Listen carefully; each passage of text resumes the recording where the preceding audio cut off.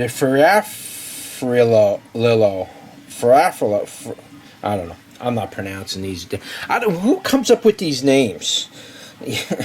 I mean, really? Oh my God. Oh man. Anyway, I call it the Friariello. I don't know how to pronounce that. The stem is of a smooth but very slightly raspy. Just a smidgen of raspiness. There's no purpling in the stems at all. Very slight purpling at the nodes, guys. Just a bit.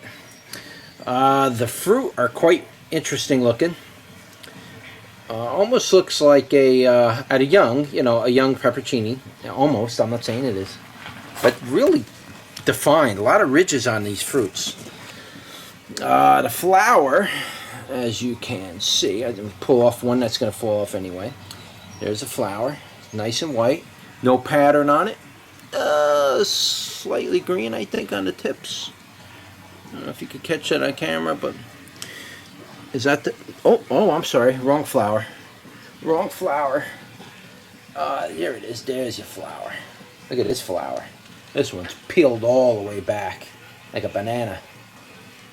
All right, that's your flower. Nice and white, bright white.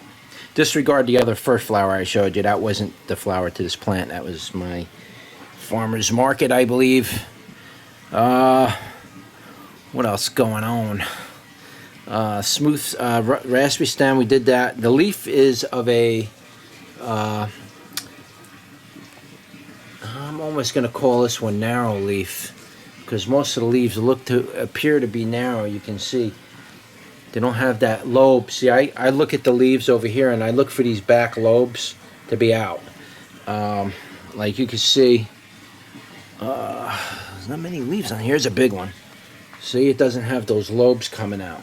We'll call it a broadleaf, or a combination broadleaf, narrowleaf. It's kind of like in between it. It's not quite narrow. Narrow is like very pointy almost, But this one's got a little combination of both there. So, showed you flower to fruit. This plant is roughly about 30 plus inches, maybe 33 inches from the bottom to the top. There is a couple little guys growing in there from seeds I had to restart because I didn't think the plant was going to make it.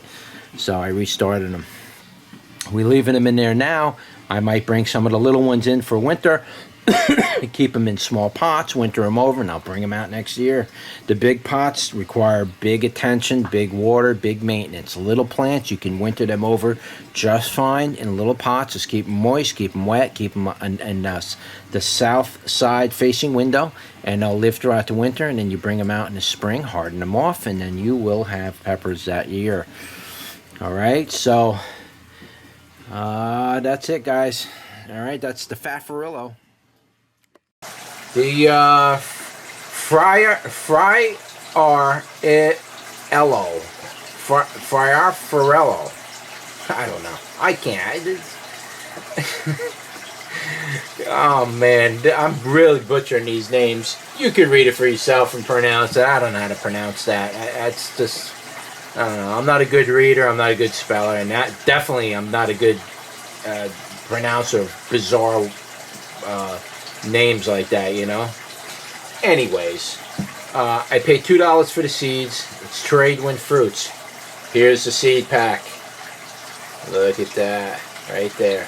There's your little number on top. Alright. That number might have something to do with the lot, the date, the time for their own records.